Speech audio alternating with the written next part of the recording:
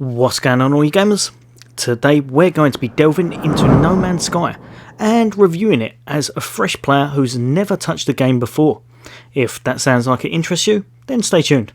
That's coming up next.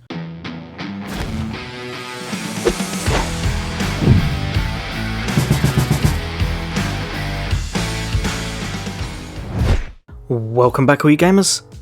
Now, if you do enjoy this review and you're into gaming, especially Xbox and Xbox Series X soon enough, then why not hit that subscribe and bell icon, and I'll bring you all the latest and greatest in gaming, hints, tips, guides and fun builds. But for now, let's get on with the review. Now, I honestly wasn't sure if I'd ever actually try No Man's Sky. When it was released, it definitely was kind of met with some mixed reactions as such, and it fell very short of the marker that it had set itself. I had heard that a lot of people that had started the game had, well, kind of...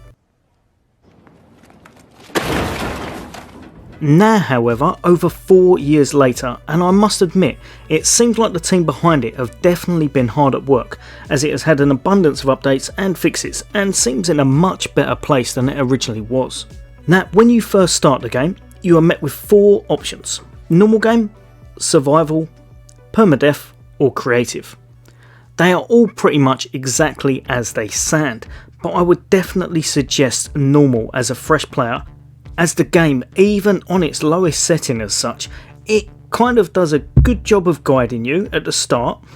It can, however, seem a little bit overwhelming. There's a lot to take in at the very start, at least, and it definitely throws you in at the deep end, as at the very start you kind of wake up undergeared and underprepared and fighting for your life. I myself had no real clue as to what I was doing, and several minutes in,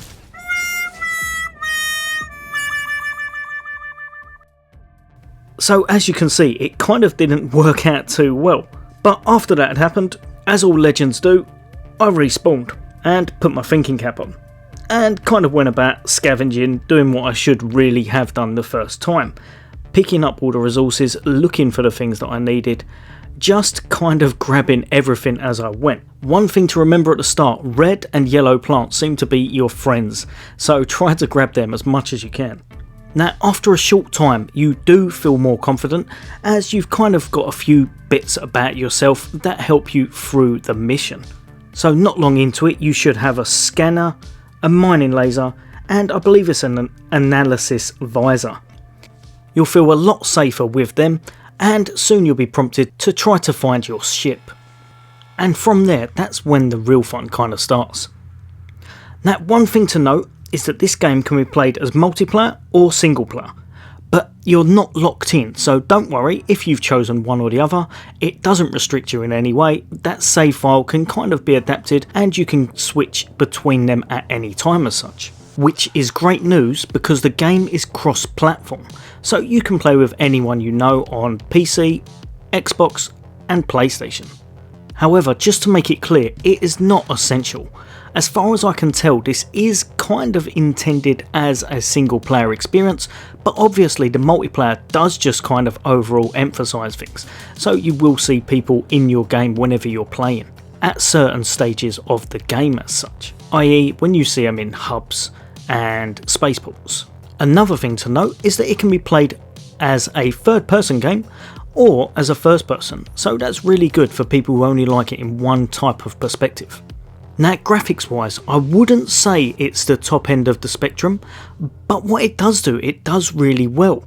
The planets that you visit are all very lush, they're all very contrast, they're really unique, and the graphics, like I said, even though they may not be top tier, they do tend to achieve what they want to give you as an impression of the actual galaxies, planets, and all of the things that you find within it, such as the creatures. 1 minute you'll be on a beautiful planet filled with lush vegetation, friendly inhabitants, and just a really nice scenic view. Whereas the next minute you'll be on a different planet and you'll be fighting for your life in an absolute vast, frozen, desolate wasteland where all the creatures want to kill you. It really does do a good job of mixing things up and keeping you on your toes. Now, the planets themselves are actually procedurally generated, so no two planets will be the same, And it's really crazy when you think about how many planets are in this game and what they've actually achieved. It really is quite spectacular, and in some cases really well set out. Like I said, no planets will be the same, and also I believe the creatures are along the same lines as well. So you'll definitely find a lot of variations within this game, and it could well be that you find something that even a veteran player has never seen the likes of before. One really nice feature is that when you discover something that no one else has actually found yet, you can rename it and kind of upload it to a database, so that everyone knows that it's kind of truly your discovery. For example, check out my amazing ostrich fly. Now, a few hours in and I had created my first structure, which, to be perfectly honest, it was quite impressive. If I do say so myself, I think it may well be on par with some of the veterans' work. It really was kind of an architectural masterpiece as such. Nope. This brings me to my next point. Make sure you are looking at the tips. This game, it definitely has a lot going for it, but it can throw a lot at you at once and you can miss things. When it shows you advice and tips, make sure you're paying attention. For example, the fact that your actual building device can also level the ground. This would have been something that I really should have taken note of. Now, the controls themselves, they seem quite intuitive, but there are quite a few menus and options, and it can definitely feel a bit much at the start, and for a few hours onwards, to be perfectly honest. There is quite a lot to take in, and I would fully recommend playing a few hours of the main mission, the campaign as such, just to kind of get the feel of the game, as it kind of wants you to do that so that you can get a few hours in, kind of work out what you're doing and get some unlocks along the way. But a little further along, several hours into the game, and you are discovering new constellations, planets, farming for rare resources and materials, and slowly learning the dialect of the different races in the game. This seems to be one word at a time though, so it can definitely take its time. You will also be trying to find blueprints, tech, and upgrade your actual tech that you have in your inventory, as well as finding new options to actually build your home as such. For example, bigger rooms, doors, and corridors. There really is a lot to do in this game, so don't let it overwhelm you, kind of play it at a bit of a pace. This game is really intended, from what I can tell, to kind of be enjoyed. It definitely doesn't look like it's a game that you're supposed to rush. So if you're looking for a game to jump into and invest a lot of hours into whilst discovering new things, upgrading your character, bartering in order to grab that new ship that you're after, and grow, then you may well want to give this a try. At over 12 hours in, I was still saving up for that really nice ship that I wanted, as I hadn't realised how much ships actually cost in this game.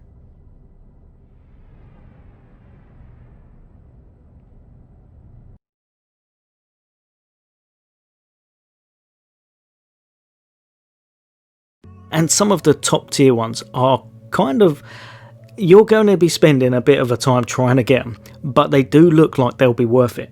I had used a hyperdrive to jump to a new solar system, I'd visited roughly 9 or 10 planets I believe, and I still felt like a complete novice. This game is huge, it is ridiculously vast, and you feel so minuscule in comparison to the actual game itself. You could easily sink hundreds of hours into this game. My 12 hours barely scratched the surface of what this game had to offer. In fact, after looking online at Reddit and a few other sources, I found that apparently there was over 18 quintillion planets to explore. I didn't even know that was a number.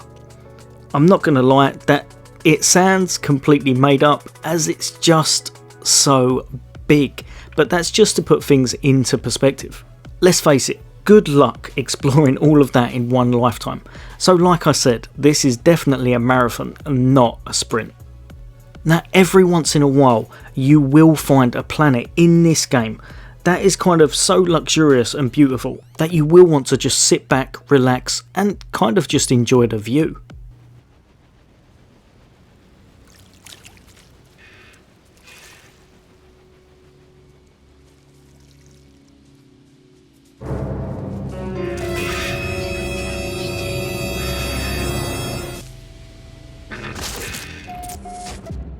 unless you've been unlucky enough to find one, like myself, where all the inhabitants are absolute savages and just want to massacre you. Now, No Man's Sky is based around exploration, survival, combat and trading.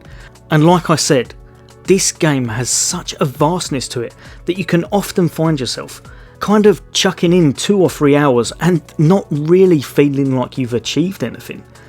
But you may well have achieved something, but it just doesn't seem like that because of the overall scale of the game. So try to remember that every little step in this game kind of makes you, your character and the universe that you're kind of occupying a little bit more akin to what you're going for.